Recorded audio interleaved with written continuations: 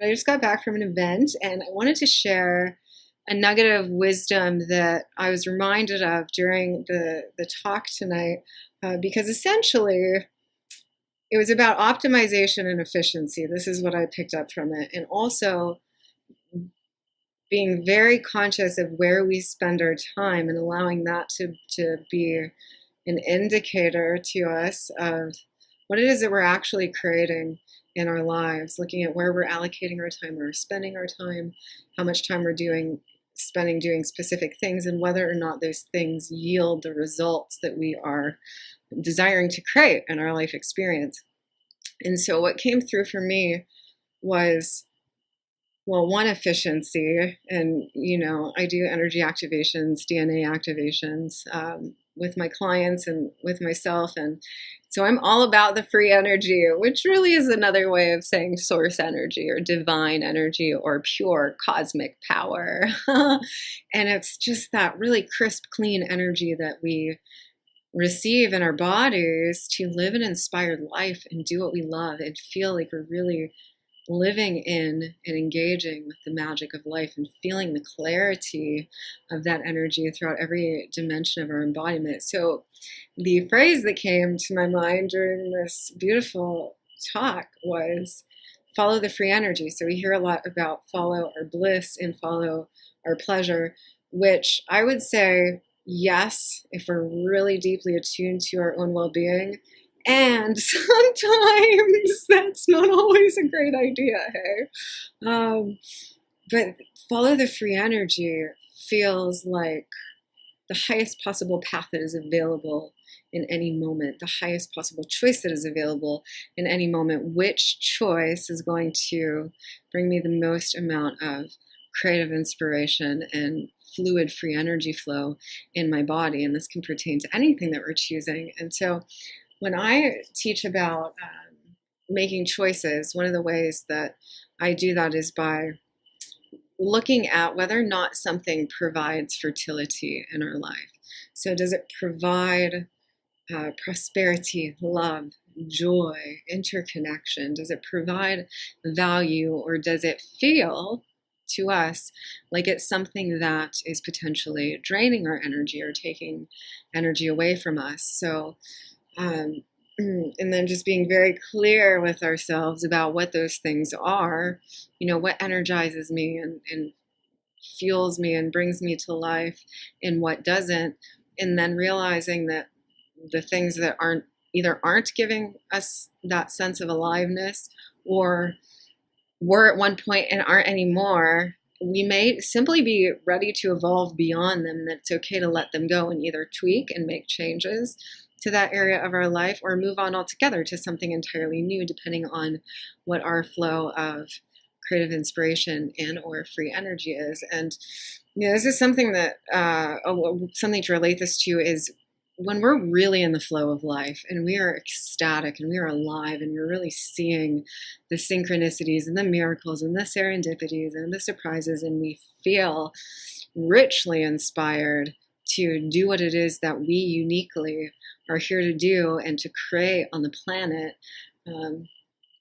then we feel that free energy, and we've all experienced this. And that's kind of, I believe, what most people are looking for, is the feeling the feeling of connection to pure source. And that's always shifting and changing, because we're always shifting and changing. So what might have provided I, you, me, we with that sense of passion and aliveness last week might be completely different to what it is today, because we are constantly in a state of change and transformation and growth and expansion.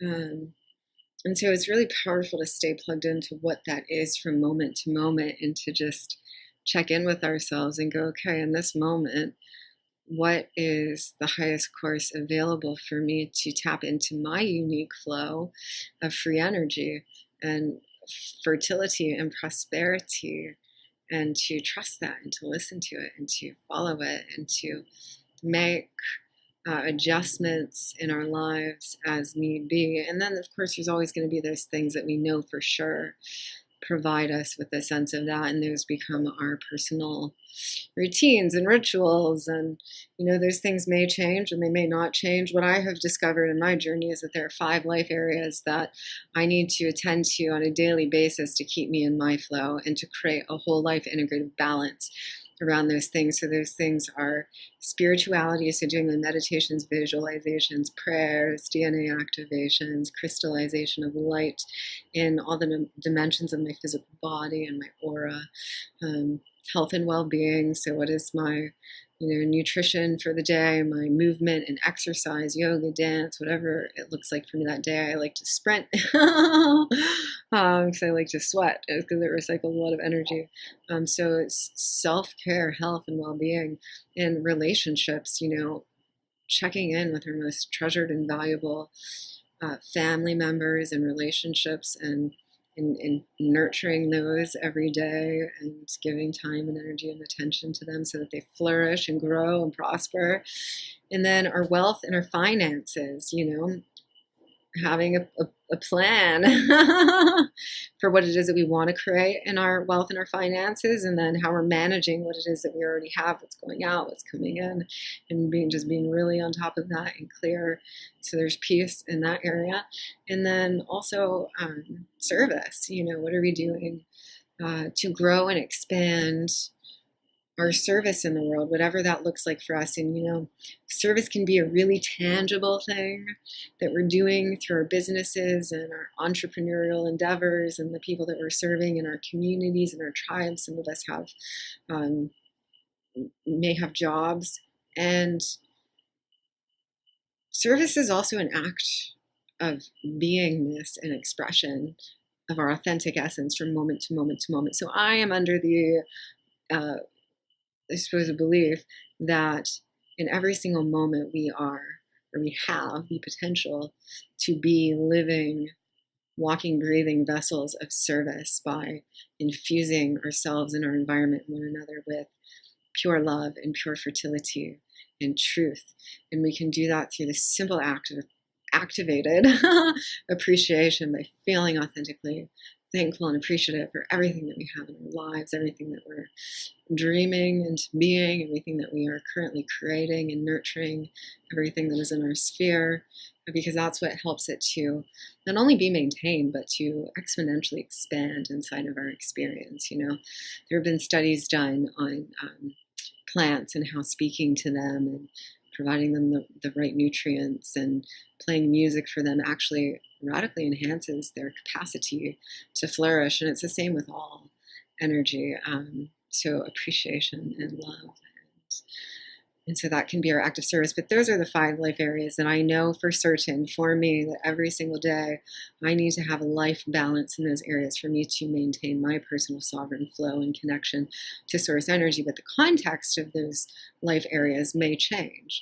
So my nutrition may change depending on my needs. My movement routine may change depending on my needs. Of course, anything to do with wealth and service is going to change as I upgrade and shift and expand and evolve to my next level of service and capacity and co-creation, really.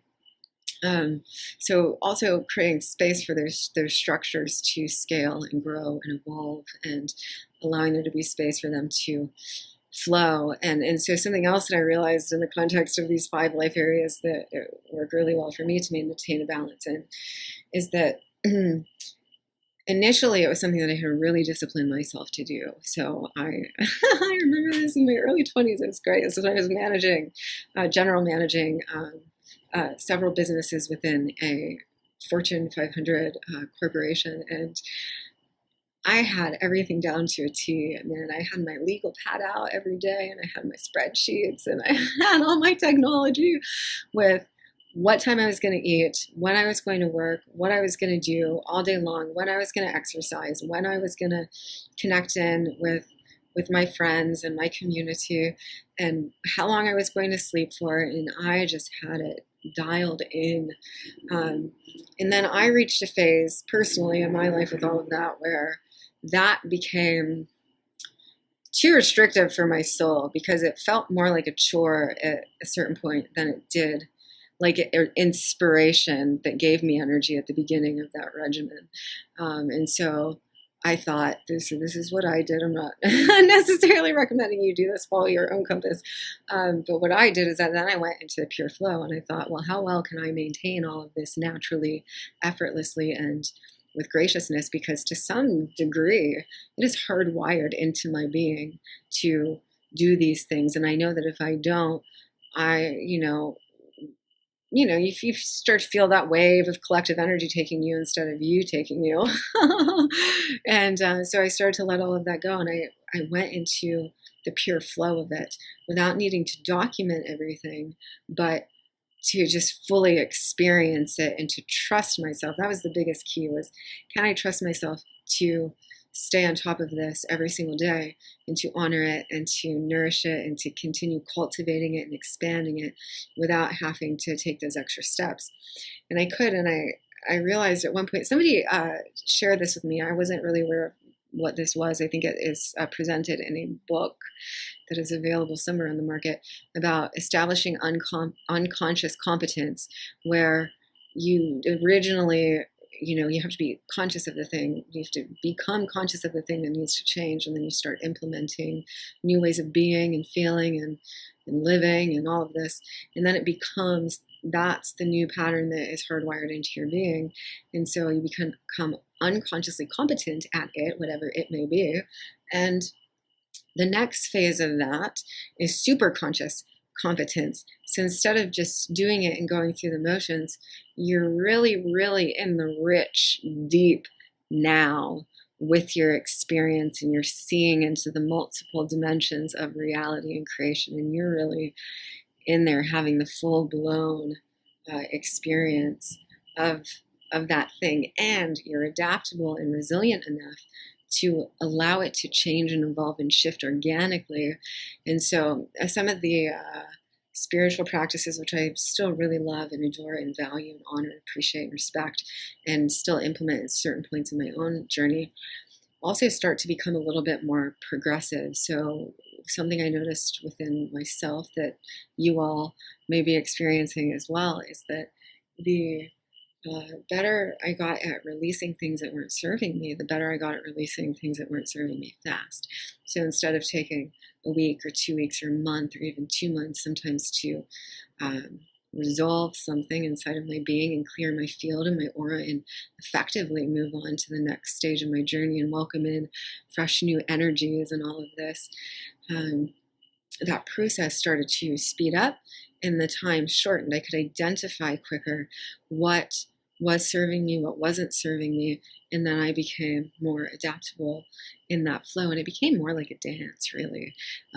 It's a way to make it, for me, a way to make it fun and playful, and just trusting that in every moment, if I listen to that guidance within myself, my divine compass, I'll always be being led to and guided to my highest possible path in that moment, my highest dharma and joy and pleasure and ecstasy and creativity and service and relationships and all of it. And so that expansion becomes fluid until we're really just lasered into the now. And I know that for me at this stage of my journey, that is my primary practice.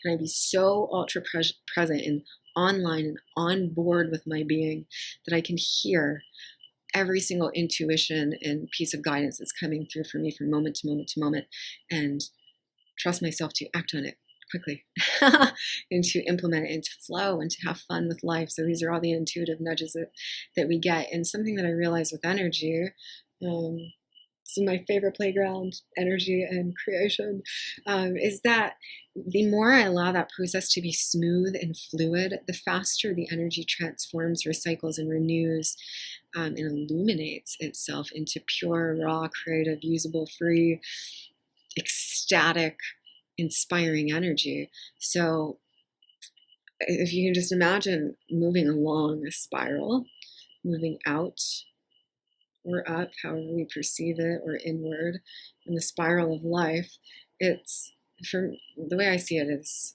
right in this moment. I'm seeing it as forward. So almost like a solar system, really. And as I'm revolving, how quickly can I or how fluid, I should say, can I be in that process? Or do I get stuck in a loop, a cycle, a pattern, an energy? Or do I go back into an old cycle or a pattern or a program or an energy? Or can I fluidly continue to flourish forward and always be opening and expanding to my highest available path? And that's something that looks completely unique and different for each of us, which is, I think, really truly the highest form of leadership is to guide people back into themselves, where they can learn to hear and trust and understand the unique messages of their soul and their intuitive connection to higher self, ascended self, source, the self-actualized collective we, however we like to reference that field, God. Can we each uniquely stay plugged into that and keep making our most energetic choice from moment to moment to moment, and to trust the flow of that, because that, tuning into where we are able to access the most free energy in our experience, is leading us directly to our own next level of expansion. And if we try to close down that flow or shorten it or pull back or shrink, we feel unfulfilled because our soul is asking us to go, bigger, wider, more expansive, and it's safe to allow ourselves to move into that fully. I know a thing for me at certain times has been not allowing myself to fully go there because the energy feels so big and so massive and really quite electric and so alive. It's a lot of energy to experience viscerally, and then also to express in the world. So I suppose also becoming conscious and aware and gaining a sensitivity to the ways in which that energy can be deeply catalyzing for other people in a positive way, or in a way that kind of rattles things up, wakes things up, ignites things, enlivens them, inspires expansion in the hearts, minds, bodies, and souls of other beings. Cosmic lightning. So I think I'm going to leave it there. I appreciate you guys, and I love you so much. I just wanted to hop on and share those insights. Follow the free energy. And trust yourself, trust your path, and know that it's safe to open and expand into what your heart, mind, body, and soul are guiding you uniquely to expand into. If you guys need any support, or you would love to receive an activation, a DNA activation, or even just some psychic insight or psychic reading, let me know. I am here, and I love you all very much. Have a beautiful night. I will connect with you soon.